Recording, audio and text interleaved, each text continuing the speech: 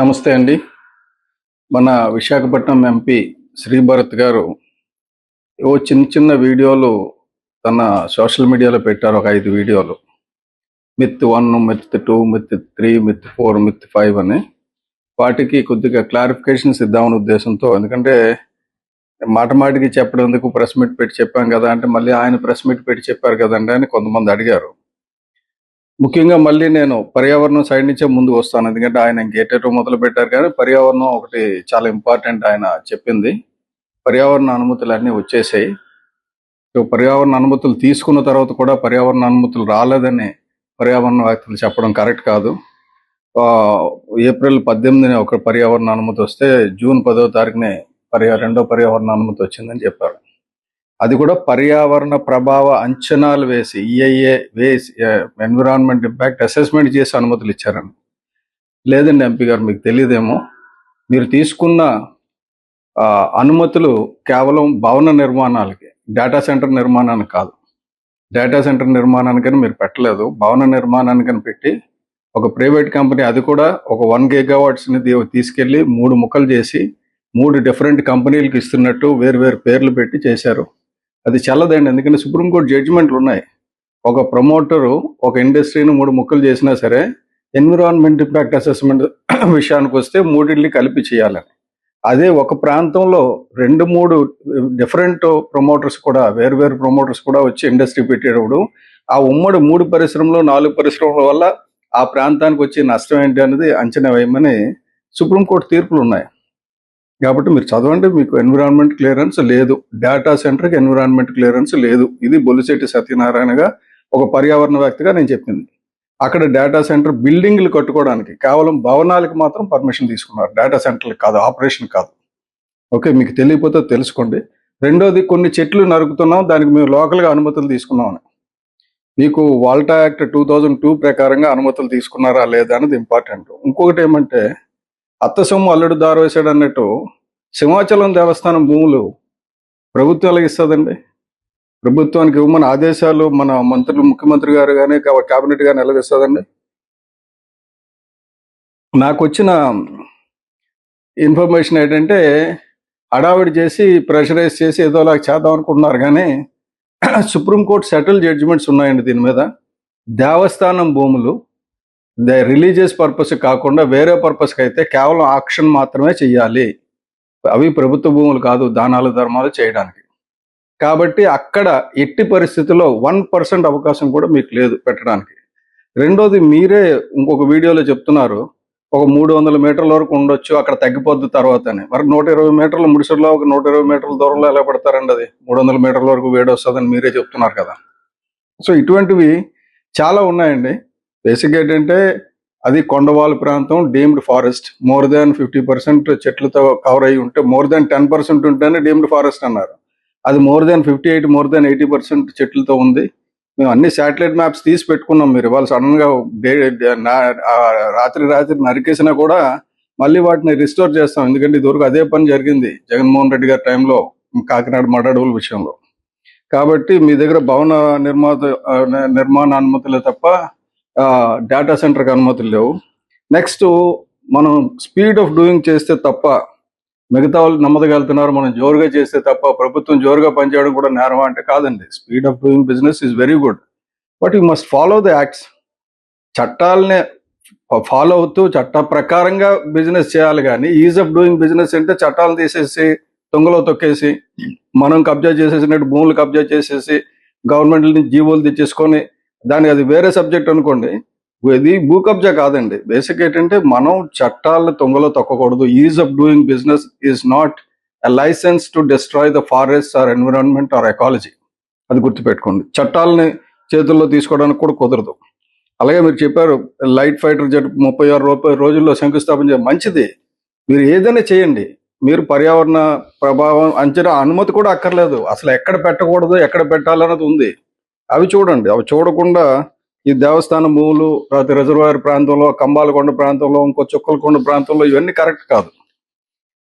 Next, desalination plant గురించి చాలా శాస్త్రోక్తంగా మీకు తెలిసింది చెప్పారు. బట్ నాకు జాలేస్తుంది. ఎందుకంటే మీరు చెప్తున్నారు, నాకు పర్యావరణ వ్యక్తులను చూస్తే కాస్త కోపం వస్తుంది, బాధ వేస్తుందని. నాకు మిమ్మల్ని చూస్తే జాలి వేస్తుందండి. ఎందుకంటే డీసాలినేషన్ ప్లాంట్ ఎక్కడ పెడుతున్నానన్నారు? పుడిమడుగులో పెడుతున్నానన్నారు. 100 MLD. ఎవరికి వచ్చిందండి ఆ చెత్త ఆలోచన? పుడిమడుగులో మత్స్యకారుల గురించి ఒక జెట్టి కడుతున్నాం అన్నారు 300 కోట్లు పెట్టి. ఎక్కడైతే మత్స్యకారులు జెట్టి కడతారో అక్కడ డీసాలినేషన్ ప్లాంట్ పెడతారా? డీసాలినేషన్ అంటే వచ్చిన సాంద్రత ఉన్న ఉప్పు బ్రెయిన్ని ఎక్కడ పంపిస్తారు? అది సముద్రంలో పంపిస్తే అక్కడ మత్స్య సంపద నాశనం అయిపోద్ది కదా. అదొక డెడ్ జోన్ కింద క్రియేట్ అవుతుంది కదా. డీసాలినేషన్ అనేది ఎక్స్ట్రీమ్ స్టెప్ అండి. అసలు మనం డీసాలినేషన్ వైపు చూడకూడదు. మన భారతదేశం అసలు చూడకూడదు. ఈ మిల్లీమీటర్ వర్షపాతం ఉన్నది ఎట్టి పరిస్థితుల్లో డీసాలినేషన్ వైపు చూడకూడదు. మనం వాటర్ కన్జర్వేషన్ చేసుకోవాలి. మీరు ఎంపీగా ఉన్న ప్రాంతంలో ఎంతవరకు తగ్గిపోయిందో, భూగర్భ జలాలు ఎంత అడుగుండి పోయో చూడండి. ఎందుకు అంత ఇప్పుడు 87%, 80% ప్రజలు పంపుల మీద, బోర్ వాటర్ల మీద ఎందుకు ఆధారపడుతున్నారో చూడండి, స్టడీ చేయండి. ఎందుకు అంత గట్టిగా పడిపోయింది? మీరేమో ఇజ్రాయెల్ అవన్నీ చెప్తున్నారు. అక్కడ ఆ దేశాల్లో వాటర్ లేదు. వాళ్ళు తప్పనిసరి పరిస్థితుల్లో అంటే వేరే గత్యంతరం లాగా చేస్తున్నారు. మనం ఎందుకు చేయాలి? అది ఎట్టి పరిస్థితుల్లో కూడా డీసాలినేషన్ అనేది ఆప్షన్ కాదండి. డీసాలినేషన్ వల్ల నష్టం జరుగుతుంది. ముఖ్యంగా పుడిమడుగులో అది మత్స్యకారులు పొట్ట కొట్టడం అవుతుంది డీసాలినేషన్ అంటే. ఇంకో విషయం, మత్స్యకారులు అంటే అసలు మీకు పడదేమో. ఎందుకంటే మీరున్న నియోజకవర్గంలో రోజు మీరు కాలేజీకి వెళ్తున్నప్పుడు, యూనివర్సిటీకి వెళ్తున్నప్పుడు లాసెన్స్ బే దగ్గర అంత మురుగునీరు కలుస్తుంది కదా. అది దాదాపు 20-30 సంవత్సరాల నుంచి కలుస్తుంది. ఎందుకు పట్టించుకోరు? మీ ఎమ్మెల్యే ఉన్నారు 4 సార్లు అక్కడి నుంచి ఎలక్ట్ అయ్యారు. మీరు ఎంపీగా ఉన్నారు. ఇప్పుడు మీరు ఎంపీకి వచ్చి 2 సంవత్సరాలు అయింది. నేను కోర్టులో కేసు వేసి రాజేంద్ర సింగ్ గారు నేను కేసు వేసి 6 సంవత్సరాలు అయింది. అంతకుముందు ఒక 6 సంవత్సరాలు మేము యుద్ధం చేశాం. మీ కాలుష్యం అంటే పట్టదా మీకు? మురుగునీరుని శుద్ధి చేయడానికే మీకు కెపాసిటీ లేదు. మీరు పెద్ద పెద్ద మాటలని చెప్తున్నారు. సో ఇది కరెక్ట్ కాదండి. నీటి భద్రత గురించి చెప్తున్నారు. మనకి 2110 MLD వచ్చేస్తుంది కాబట్టి ఎగిరే పెట్టకి మసాలా నూరడం అంటారు మా శ్రీకాకుళం భాషలో, ఉత్తరాంధ్ర భాషలో. అలాగా ఎగిరే పెట్టుకు మసాలా నూరొద్దండి. మన దగ్గర ఉన్న వాటర్ కొరత ఉంది. ఇప్పటికి నీటి కొరత ఉంది. ట్యాంకర్లు విశాఖపట్నంలో వాటర్ లాగా కటకట్లాడుతుంది ఆల్రెడీ. అటువంటి పరిస్థితుల్లో మీరు పోయి మనకి చాలా ఎక్కువ ఉంది, మనం దానాలు ధర్మాలు చేస్తామంటే కాదండి. ప్రతి చుక్క అలాట్ అయ్యింది. మీరు అలాట్మెంట్ చేసే ముందు రైతులకి, ప్రజలకి అన్ని చూసిన తర్వాత, ఇప్పుడున్న పరిశ్రమలు నీటి అవసరాలు చూసిన తర్వాత అడిషనల్గా ఇది ఇవ్వాలి. డేటా సెంటర్ని ప్రపంచం అంతా వద్దంటుంటే మీరేమో తెచ్చి అసలు ఇది చాలా బ్రహ్మాండంగా ఉంది, వాళ్ళందరికీ తెలియదు, మనకు తెలుసు, వాళ్ళు పవర్ సప్లై సరిగ్గా చేసుకోలేదు, వాళ్ళు ఇచ్చేయలేదు, మనకు అంతా బాగుంది అంటున్నారు.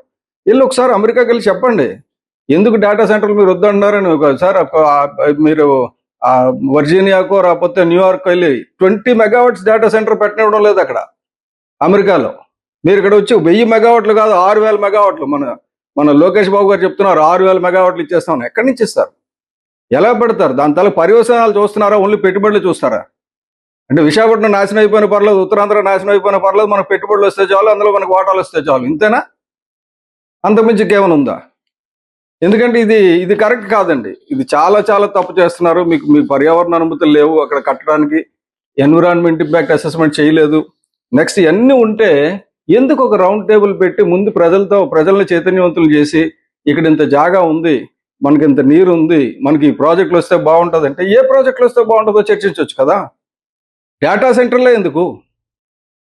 డేటా సెంటర్ల వల్ల 500 కంటే ఎక్కువ ఇవ్వమని వాళ్ళు అప్లికేషన్లోనే పెట్టారు. అప్లికేషన్లో 500 పెట్టారంటే రియల్గా ఎంత అవుతుందో మీకు తెలుసు.